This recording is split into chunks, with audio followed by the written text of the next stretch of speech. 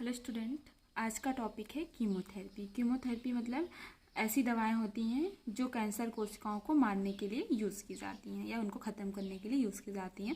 तो सबसे पहले हम स्टार्ट करते हैं definition. Chemotherapy means anti neoplastic agents.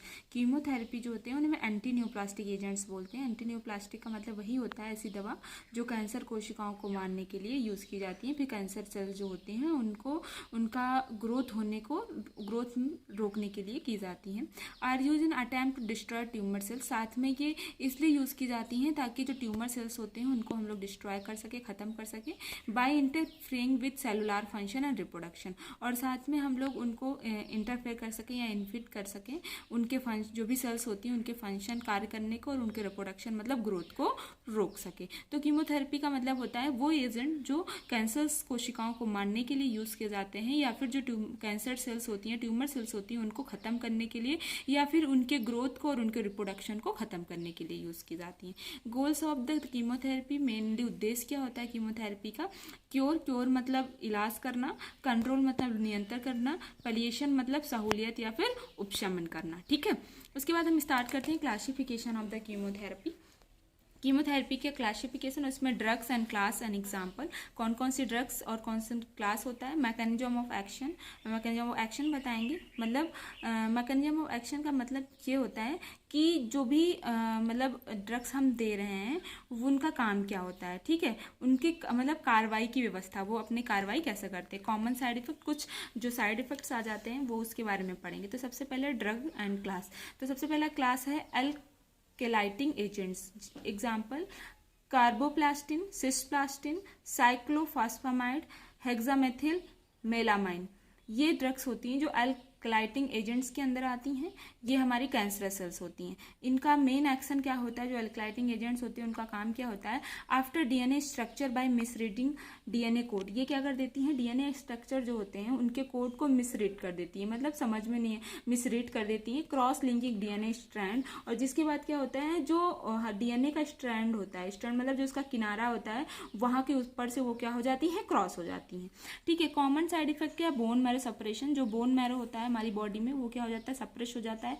Nausea, मिचली आने लगती है, वॉमिटिंग उल्टी होने लगती है, सिस्टाइटिस मतलब गांठ वगैरह बन सकती है, स्टोमेटाइटिस मतलब मुंह में छाले पड़ जाते हैं, एलोपेसिया मतलब बाल झड़ने लगते हैं, रीनल टॉक्सिसिटी मतलब क्या आता है? जो रीनल होती है उसमें टॉक्सिक की मात्रा या फिर बढ़ने लगती है। ठीक है, बढ़ जाती है। उसके बाद दूसरा हमारा क्लास है नाइट्रोस्यूरेज। इसमें एग्जाम्पल क्या है? कार्म्यूस्टाइन, लोमिस्टिन और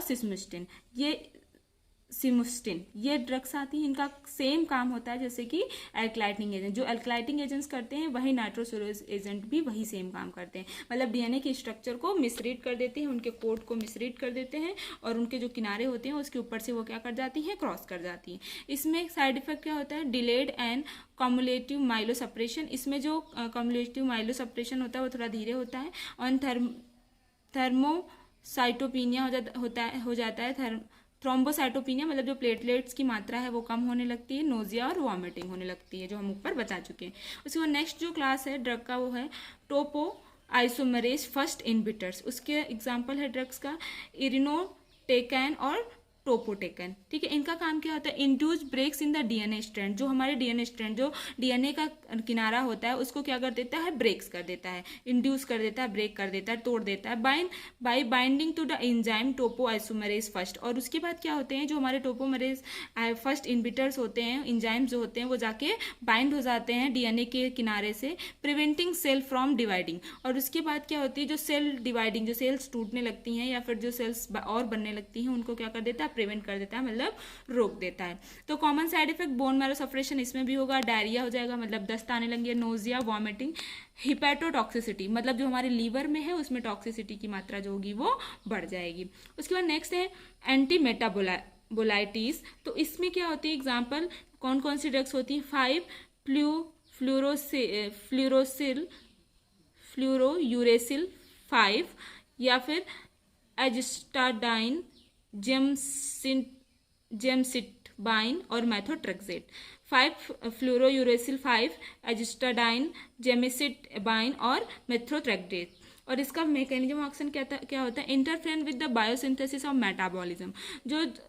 जो मेटाबॉलिज्म और बायोसिंथेसिस होता है उसमें वो इंटरफेयर करना स्टार्ट कर देती हैं। और nucleic acid necessary for RNA या डीएनए सिंथेसिस, और जो न्यूक्लिक एसिड्स होते हैं वो डीएनए और आरएनए सिंथेसिस के लिए बहुत ज़्यादा जरूरी होते हैं। ठीक है, उसके बाद नेक्स्ट है इसमें भी nausea, vomiting, bone marrow suppression हो जाएगा, स्टोमेटाइटिस सेम, और रीनल टॉक्सिसिटी होना स्टार्ट हो जाएगी। उसके बाद नेक्स्ट है एंटी ट्यूमर एंटीबायोटिक्स। कौन कौन सी होती है?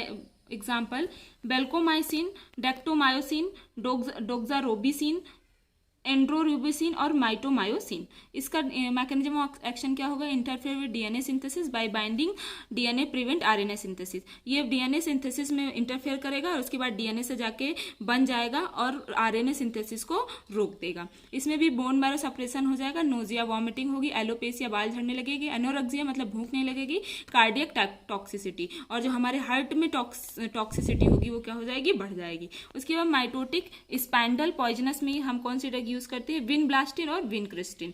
इसमें क्या होता है, mechanism action arrest metaphase by inhibiting mitotic tubercular formation, inhibit DNA protein synthesis. ये क्या करती है, जो हमारा मेटाफेज होता है उसको इनहिबिट कर देती है, माइटोटिक ट्यूबरकुलर जो फॉर्मेशन होता है उसको भी रोक देती है, और साथ में डीएनए और प्रोटीन सिंथेसिस को भी इनहिबिट करती है, रोकती है। इसका साइड इफेक्ट क्या हो, बोन मैरो सप्रेशन, स्टोमेटाइटिस हो जाएगा। ठीक है, उसके बाद नेक्स्ट है हमारा हार्मोनल एजेंट्स।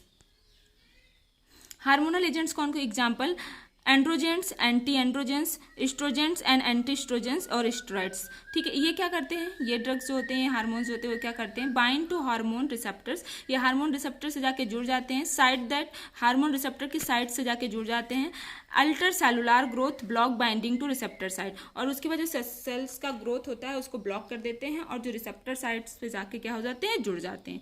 इसमें क्या होगा, हाइपोकैल्सीमिया हो जाएगा, मतलब कैल्शियम की कमी होने लगेगी, ज्वाइंटिस हो जाएगा, मतलब बिलिरुबिन की मात्रा बढ़ने लगेगी, इंक्रीज एपेटाइट और भूख ज़्यादा लगेगी, सोडियम फ्लूइड रिटेंशन हो जाएगा, मतलब फ्लूइड रिटेंशन होने लगेगा, सोडियम एंड फ्लूइड रिटेंशन मतलब फ्लूइड इलेक्ट्रोलाइट इंबैलेंस होने लगेगा, नोजिया और वॉमिटिंग होगा। उसके बाद नेक्स्ट है मिस सेल्सिनियस एजेंट्स। उसमें आते हैं हमारे एस्पार्जिनिन्स एंड प्रोकार्बाजाइन। ये क्या करते हैं, अननोन टू कॉम्प्लेक्स कैटेगराइज, इसके अननोन है, कॉम्प्लेक्स कैटेगराइज इसको नहीं किया गया। इसमें भी क्या हो गया, anorexia, nausea, vomiting, bone marrow suppression, hepatotoxicity, anaphylaxis, hypotension मतलब हाइपोटेंशन हो जाएगा, बीपी डिक्रीज होने लगेगी, अलर्ट ग्लूकोज मेटाबॉलिज्म, और जो ग्लूकोज का मेटाबॉलिज्म होता है जो वो क्या हो जाएगा, अल्टर्ड हो जाएगा, मतलब रुक जाएगा। नर्सिंग मैनेजमेंट क्या है, assess the fluid and electrolyte balance. हम लोग फ्लूइड और इलेक्ट्रोलाइट बैलेंस को असेस करेंगे, देखेंगे। Follow aseptic technique, aseptic technique use करेंगे। Gentle handling to prevent infection, ताकि हम लोग जो इन्फेक्शन है उससे प्रिवेंट कर सकें।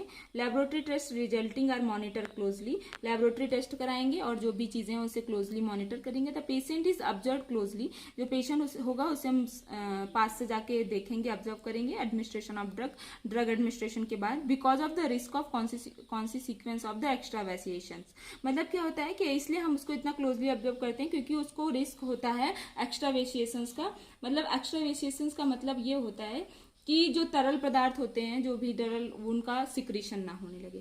तो ये था आज का टॉपिक। आपको इससे रिलेटेड कोई भी डाउट हमसे क्लियर कर सकते हैं। Thank you so much.